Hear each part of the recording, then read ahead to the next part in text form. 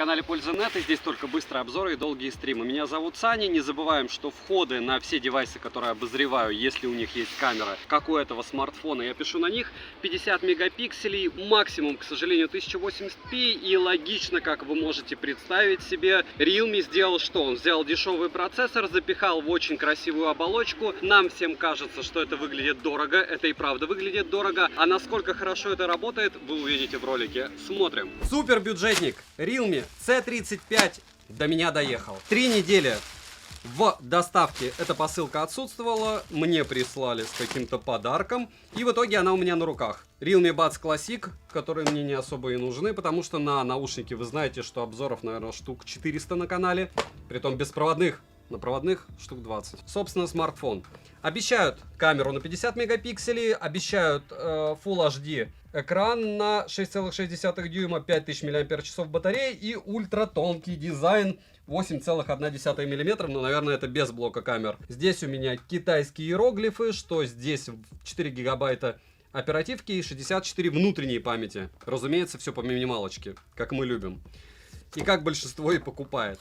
Уверен, что, наверное, запихать сюда карту памяти можно, поэтому по внутренней памяти не особо и актуально. И уверен, что эта желтая бюджетная коробочка появится не у 1000 даже человек, потому что бюджетники от Realme в последнее время очень часто уделывают бюджетники от Xiaomi, но не всегда. Хотя бы той же расцветкой. Если вы обратите внимание, как и я обратил сейчас, что является очень плохим знаком, здесь нет чехла. То есть они продают бюджетник теперь без чехла. Очень непривычно, Realme fail. С другой стороны, я сразу обращаю внимание на то, что у меня глобальная получается версия смартфона. То есть здесь у меня зарядочка. Я почему-то думал, что китайскую купил версию. Но это хорошо.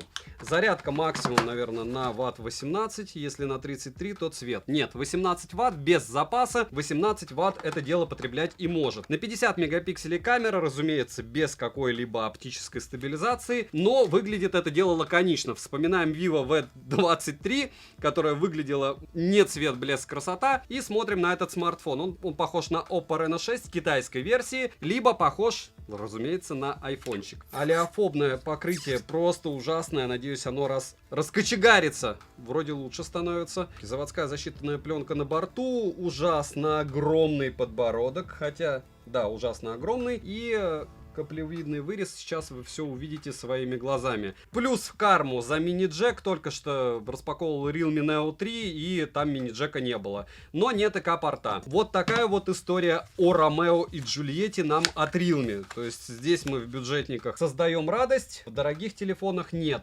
Несимметричный слот под сим-карты, я не знаю, зачем вот так убого делать. Максимум 2 симки физически можно запихать, можно еще запихать сверху. Карту памяти не видел никогда, на 3 симки аппарата. И, разумеется, не видел на 2 карты памяти аппаратов. В целом, нам нужно проверить только размеры, посмотреть, как это будет выглядеть, если вы будете носить в руке. Грани приятные, размер, цвет, блеск, красота именно под мою руку. Но она небольшая, поэтому, может быть, под крупные руки этот телефон будет казаться маленьким. Так же, как мне кажется, допустим, Samsung S22 или S21. 75 мм в ширину, высоту 164 мм, толщину 8,3 мм. А что они там обещали? 8,1. Защитную пленку, если снять.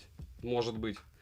И 10,4 мм вместе с блоком камер. Ну, неплохо. Если процессор его не убьет во время моих тестов, но об этом я расскажу вам в конце, то все будет круто. Еще 2 года гарантии обещают. Срок производства 22 год, январь. Разумеется, есть поддержка 4G. Бенды 7 и 20 сразу на борту LTE. И мой есть цвет зеленый. Они это называют зеленым, не салатовым. По-моему, я его уже убил. Плохо, что нет чехла.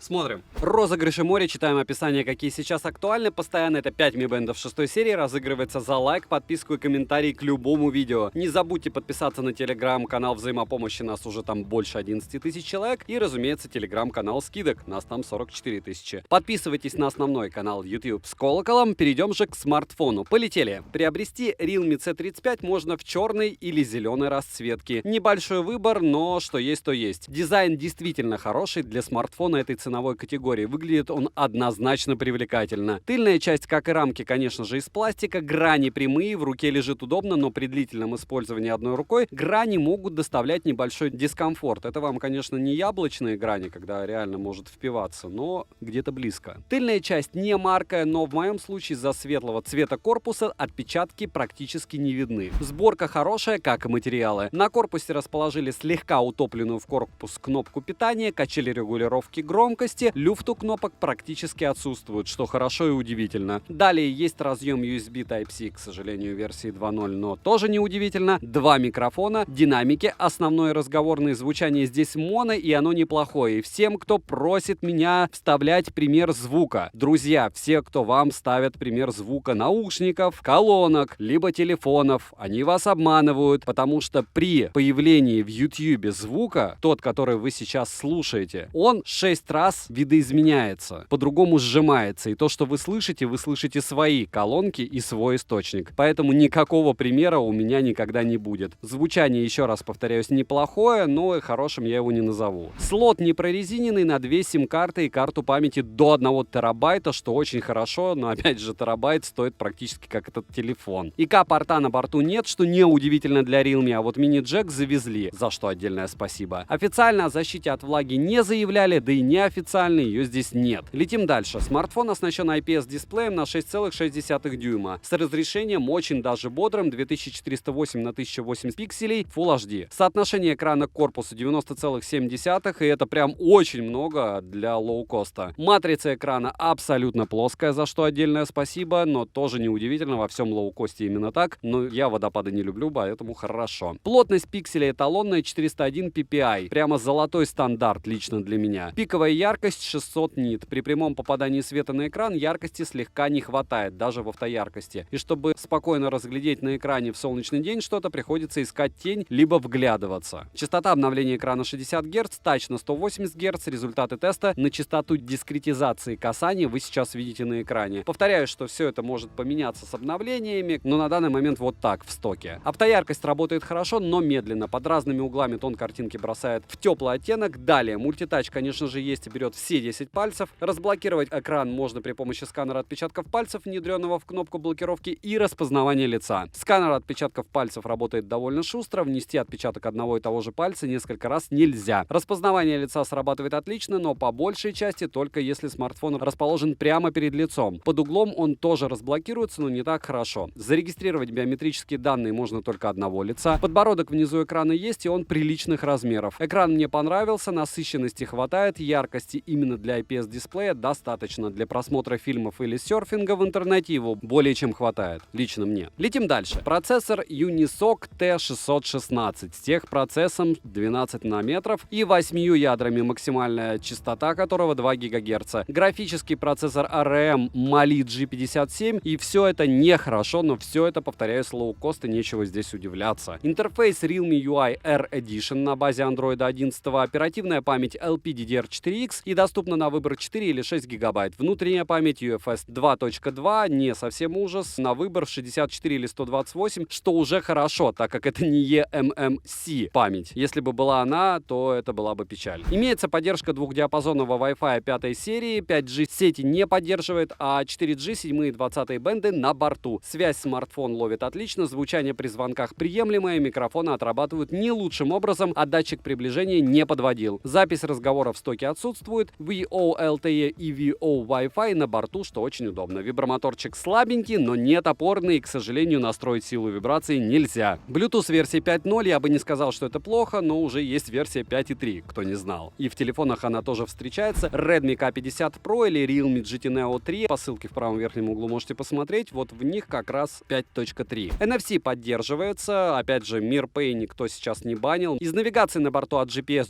Galileo и Beidou. GPS-тест в городских условиях показывает в среднем точность 5 метров. Welcome, новый процессор, относительно новый, во всяком случае, для меня. Я аппараты от Realme еще на этом процессоре не тестировал, и поэтому обвес соответствующий. 5 метров — это, конечно, печаль. Емкость аккумулятора 5000 мАч. В PC-марке выдал 8 часов, а осталось 20 минут. Тест я проводил, разумеется, на максимальной яркости с 60 Гц. Заряжается он с 0 до 55% от родного адаптера питания за 1 час, от 0 до сотки за 2 полных часа. За 30 минут просмотра видео видео на YouTube по Wi-Fi при 100% яркости ушло 7% заряда. За час игры в Genshin Impact улетает 20% заряда на низкой графике при 100% яркости. Играть в целом можно, но иногда проскакивают фризы. Играть на графике выше, чем низкая, совсем некомфортно, яркость смартфон не понижал, вдобавок сильно не нагревался. В World of Tanks за 30 минут ушло 7%. Играть можно без проблем, что хорошо. Беспроводной зарядки, разумеется, нет, перейдем же к тестам. Тротлинг-тест проходит стабильно. 159 гипсов минимально, максимально 164 гипса, в среднем 162 гипса на 100 потоках при 30 минутах. В Geekbench 5 в сингл-коре 248, в мультикоре 1230. 3D Mark показал Wildlife 486, Wildlife Extreme 127, Wildlife Stress Test 468, Slingshot Extreme 1097, Slingshot 1640, а Wildlife Extreme Stress Test не проходит. Вантуту выдал результат 224 тысячи попугаев. Не худший, что я видел, к слову. Наверное, не самый худший вариант получается. Storage Test показал очень хороший результат 31 тысячу. Это прям супер для работы. На холодную 45-минутный стресс-тест прошел отлично. Результаты вы видите на экране. Летим дальше. Основной блок камер с тыльной части состоит из 3 модулей и одной LED-вспышки. Основной модуль на 50 мегапикселей, макрообъектив на 2 мегапикселя и портретный объектив 0,3 мегапикселя. Запись видео с основного модуля доступна в максимальном разрешении 1080p 30 fps. Стабилизация видео отсутствует. Лично по мне фронтальный модуль на 8 мегапикселей и находится он в верхней части экрана по центру в каплевидном вырезе. Максимальное разрешение для съемки видео 720p 30 fps, что, конечно, не радует. Различных режимов в стоке не особо много, но, к примеру, для фотографий режим Pro на борту, что хорошо. Видеосъемка с основного модуля не лучшая, да и у фронтального модуля дела обстоят также. Ночные фото мне, к слову, понравились. Короткие примеры видео вы сейчас увидите. Основная камера, разумеется, максимум 1080p 30 fps.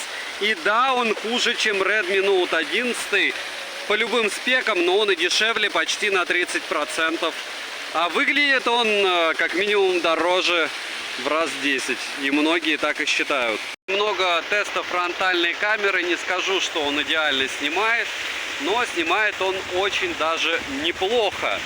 Для фронталки от Realme в телефоне, который стоит 10 тысяч с копейками. Мне нравится, как и вам, почему вы смотрите этот ролик, C35 в первую очередь, за внешний вид а-ля яблоко. Довольно неприятное наблюдение. Функция портрет здесь возможна только с основной камеры. Разумеется, можно менять вручную диафрагму, но то, что здесь нельзя использовать функцию портрет для основной камеры, это определенный фейл, конечно. Загрузка режима видео происходит довольно долго, где-то 3-4 секунды, но главное загружается, и главное вы видите, как примерно это все дело будет снимать. Скажу честно, отвратно, но примеры должны быть, и камера есть, никуда от нее не деться. Рад, если вы видите, то это хорошо. Пример съемки с попыткой автофокуса. Довольно неудачные попытки. Автофокус не желает работать в погоду. Я его не виню, учитывая стоимость. Ищу какое-нибудь место поприятнее для него. Мурина, 2 часа ночи, фронтальная камера. Вы видите, что стабилизация нулевая. Несу на одной, правда, одной рукой держу телефон. Но даже если двумя бы держал, хотя нет, с двумя такая же тряска. Если только встать и медленно и спокойно говорить. Что бы я хотел отметить сразу по поводу камеры. Она тупит. То есть вы, мало того, что вы видите сейчас ужасную картинку, логично, что за этот ценник вы получаете смартфон, который подвисает. То есть вы нажимаете, допустим, сфотографировать что-то в 50 мегапикселях и ждете, ну, секунды 4. А какие бы дифирамбы по поводу внешнего вида, стабильности работы, количества баллов в Antutu, играх и всем остальном я не пел. Ну, я их петь не буду, но может вам покажется, что если я не плююсь в начале ролика и не кричу, что за хлам, я не считаю это грамотным решением, то, что они используют данный процессор. Это не грамотное решение, то есть вот я вам сейчас об этом напоминаю, вдруг вы не поняли. Есть ли альтернативы по внешнему виду? Нет. Есть ли альтернативы за эту стоимость? Море. Лучше ли они будут? Скорее всего, они будут как минимум стабильнее, потому что Опять же, да, может быть, это правильное решение, покажет время, но вы хотите экспериментировать? Ну, я бы не советовал. Единственное, некоторые люди, я специально проводил мини-эксперименты, спрашивал, давал в руки, говорил, сколько стоит? Ну, 60, 70, 80. Основная масса говорили 80 тысяч, и это эффект, конечно, сороки. То есть что-то блестит, что-то выглядит как iPhone, стоит, значит, космос. Вспоминаем Vivo V23, который тоже почему-то всем нравился. При своей конской цене просто бешеное количество людей говорило мне: вау, какой смартфон! А он просто, ну, хлам был за 52 тысячи. И к чему это все? К тому, что вы увидели, как работает в вечернее время фронталка. В принципе, может быть, что-то интересное я вам рассказал. Vivo V23 стоил 52 тысячи на распродаже. Почему я его взял у производителя, чтобы о нем рассказать? Он стоил 36, но сейчас он стоит 52, его рассматривать смысла нет. Если брать из чего-то интересного у Vivo, понятно, что это китайская версия, понятно, что я вам советовать не буду. Но себе я взял для того, чтобы сделать обзор, я его уверен, я его также примерно выгодно продам. Vivo V80 Pro или X80 Pro. Ну, в общем, супер топовый мега флагман там. И ценник был ниже, чем у V70 Pro. То есть 80 Pro стоил дешевле. Его мне выслали, посмотрим. Если придет кирпич, я расстроюсь, но в основном кирпичи мне не приходят. Я вообще ни разу ничего из кирпичей на Али не приходило. Мне кажется, что это прерогатива уже местной почты. Но, опять же, местная почта за 4 года кирпичи мне вместо телефонов не присылала. Как это можно, и это хорошо. Напоминаю, что верхний порог 1000 евро у всего. Вот такая фронталка. Много патриотической основной камеры.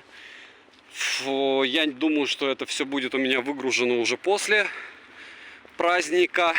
В общем, вот так снимает основная камера. Видите, что ночью мучить ее смысла нет никакого. Если встать, то примерно такая же история. Ну, что-то может снять, к слову. Понятно, что X абсолютно бесконечно бесполезен. Максимум X4, но тут даже без X мыло мыльное, поэтому не будем о грустном. Это не удивительно, это опять же очередной раз доказывает, что телефон про красоту и про внешний вид. Еще, к слову, видите фотографии ночь в режиме Pro, и я не назову их ужасными. То есть, если брать видео записи, они, конечно, ну, трэш. Ну, как бы это просто вот чтобы было. Понятно, не затычки, но это не смотрибельная штука. Если же брать фотовозможности, ну, что-то он пытается, и что-то где-то как-то даже в каком-то смысле эффективно. Эффектно не назову, но в каких-то местах эффективно, да. На заднем фоне играет концерт в честь 77-летия Победы. Сейчас вы слышите, как смартфон может писать мою речь на этом фоне. И вот, разумеется, Муринский парк, как всегда, но без уток. В этот раз только с голубями. Утки не ясно где. Вот у речки только есть, но здесь не гуляют. Минусы: видеосъемка, как и фотосъемка, исключая ночной, не лучше. Малопроизводительный процессор за эту стоимость и не совсем корректная работа микрофонов во время звонков. Цену можете посмотреть по ссылке в описании к видео, однозначно вас она позитивно удивит. Если промокоды или интересные предложения смотрим в моем телеграм-канале, также по ссылке в прикрепленном комментарии. Там очень много интересных девайсов, о которых, возможно, вы даже не слышали, и которые в итоге окажутся крайне выгодны. Поэтому смотрим телеграм и удивляемся, сколько прошло мимо вас годного железа. Резюмирую, смартфон Realme C35, несмотря на свой привлекательный дизайн, разочаровывает местами своей внутрянкой, в первую очередь процессором. Использовать смартфон, разумеется, можно. Я не скажу, что я встречал какие-то дикие подвисания интерфейса или что-то подобное. Но если вам не важен внешний вид, то лучше обратить внимание на тот же Realme 8i, либо Narza 50. Но, с другой стороны, они дороже. В целом, смартфон за свои деньги просто супер. Но, опять же, только за свой ценник. И если они его не повысят. А если повысят, я не удивлюсь, потому что внешне он крут. Не забудьте подписаться на телеграм-канал взаимопомощи, на этот канал, написать в комментариях, что бы вы еще хотели увидеть на обзоре. Девайсу да за дизайн и стабильность. Добра и удачи вам, дорогие друзья!